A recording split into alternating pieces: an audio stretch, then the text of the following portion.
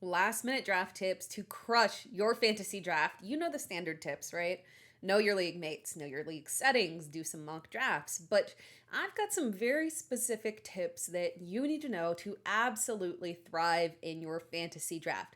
Let's talk through 5 key tips for strategy, roster build, and players to target. Tip number 1: be very wary of zero RB builds and question everything about the RB3 territory. This is probably my most critical draft advice this season.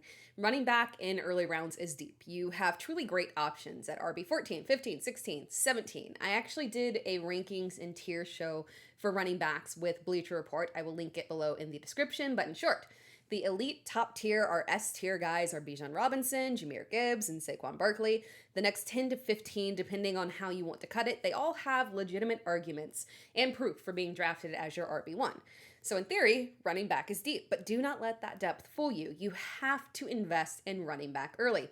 I am typically a very pro hero RB drafter. I like to grab my guy, lean on wide receiver early, and then find my RB2 in like that 24 to 40 ranking range. I am going far more robust RB this season. You could not catch me going zero RB this season. Grab at least one unquestioned RB1 early. After those top 15 to 17 running backs, you get into a very interesting range where you have a lot of guys who maybe don't have that same top 5 upside as the prior range, but they are very reliable in terms of volume. Guys like Chuba Hubbard, Tony Pollard, even Isaiah Pacheco, who seems to have worked his way back and looks better and is the lead back.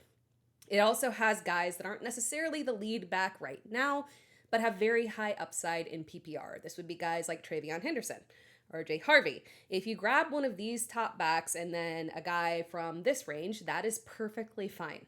By round 4, you must have a running back. By round 6, you need to have 2. There are a couple of running backs that I do like after that. We'll get to that in a second, but you are literally fighting with scraps for a couple of options at that point and playing a game of chicken. Tip number 2, choose the right handcuff. Do not get just any backup running back or mess around and pick the one that is not actually the right handcuff. For example, Jalen Wright just had surgery, but regardless, Ollie Gordon outperformed him all preseason. Do not think that you're getting an injury discount on Wright and you want to draft and stash him just because of the injury. Gordon is the guy that you need to grab. His ADP is super friendly for the upside that he would have if Devon Achane went down with an injury, and he already dealt with a calf injury recently. Were he to go down in season, Gordon would have massive upside. Another example is Woody Marks. I talked about him in my last video about my skepticism around Joe Mixon's injury going far beyond the first 4 weeks out. Chubb is the starter, and Woody Marks is as high of an upside handcuff as you can get for literally pennies. Also, invest in the right running backs that have standalone value in addition to being a handcuff. These are guys that are handcuffs that you could technically play without their running back going down. Jordan Mason, Braelon Allen, maybe even a Trey Benson. We'll see. Target guys that are also directly, factually the handcuff in high volume offenses that would step into significant volume in very good circumstances. The guys that I like in particular are Zach Charbonnet, Ray Davis, Brian Robinson, yes, Brian Robinson, direct handcuff behind CMC now. Tyler Allgeier behind Bijan. Will Shipley behind Saquon. Tahj Brooks, little sneaky one there behind Chase Brown. Tip number 3, do not get cute with sleeper picks and do not let the hype overtake you. I know you are locked in. If you're watching this video, you are not a casual, but sometimes we all can get a little too locked in though. I have seen time and time again where we get focused on nailing our sleeper picks, so focused that we start to get carried away with overdrafting them. Do not draft a Kyle Williams before you draft a Deebo Samuel. There is a very, very real world where Kyle Williams is the wide receiver 1 at some point. I do love him. But if you bypass early season usable assets for players that could break out in the back half of the season, it will not matter if your team is already cooked because you drafted Kyle Williams, Pat Bryant, Jaden Higgins, Ollie Gordon, Bashal Tootin, Jaden Blue, all guys that I like. And you were relying on them to produce early. That's where the problem comes in because you lean too heavily into your sleepers. We want sleepers for sure.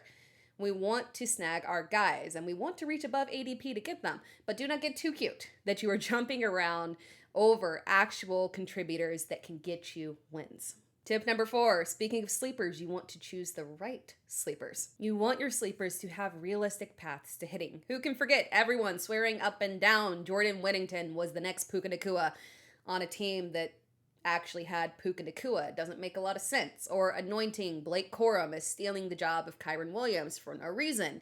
Sleepers need to have an actual reason for taking over. Skill set alone does not warrant upending others. Guys that I like with good opportunity are guys like Dante Thornton, Rashid Shaheed, Christian Kirk, Woody Marks, Jalen Coker, Pat Bryant, Braelon Allen. I talked about these guys in my latest sleeper video, and you can learn more about why I like them in that video. Tip number 5, identify the big value plays and lean in. There are several guys that are being drafted so far off from where they should actually be taken that they should be an automatic smash for you. Let's talk through a few of my favorites real quick. Courtland Sutton finished as wide receiver 13 in total points and wide receiver 23 in average fantasy points per game, half PPR, but that doesn't actually tell you the entire story. We got to remember, Bo Nix didn't break out until week 5. He was legitimately terrible before then. From week 5 through the end of the season, Sutton was actually wide receiver 17 in average fantasy points per game. If we push it to the back half of the season, when Nix really started to find himself, in the back half of the season, Sutton was wide receiver 8 in average fantasy points per game. Look at the stats correctly. Courtland Sutton is underpriced significantly because it was his first year that we'd seen him really perform at that level, and people are scared of a Bo Nix regression, but buy the dip here. Ricky Pearsall is ridiculously undervalued for a player that should be the wide receiver 1 on his team in week 1. We are getting a discount because we only saw success from him in the last 2 games of the season. The problem with that logic is that we weren't actually supposed to see production from him in year 1. We knew that. The team had Brandon Ayuk and Deebo Samuel. Pearsall was eased in because he didn't get much of an offseason preparation in terms of OTAs and preseason because of an injury and because of being shot. You're not drafting him based off those last 2 games from last year. You are drafting him because the 49ers 2024 draft pick, that is who they clearly intended to be the future, hence the Deebo Samuel trade. Do not get caught up on the semantics of his production last season. Invest in the future of the franchise. You gotta look at Tyler Warren. It doesn't matter that he's playing for Indianapolis with a sketchy quarterback situation. Point blank, the formula for a tight end 1 is being the second look, at least in your offense. And if you get the first, you're golden. You're Brock Bowers, you're Travis Kelce. Second look is extremely realistic here for Tyler Warren. First look is very possible. You don't have to overspend on him. We're getting him at an excellent ADP. I love Michael Pittman and I love Josh Downs. Definitely a fantasy favorite for many, but neither have truly solidified that role as the lead target receiver.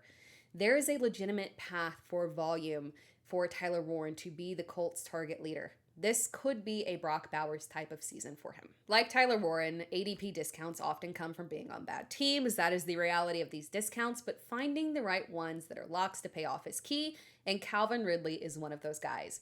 Ridley likely can't produce consistent top 10 numbers every single week, but he is a strong play for a weekly wide receiver too.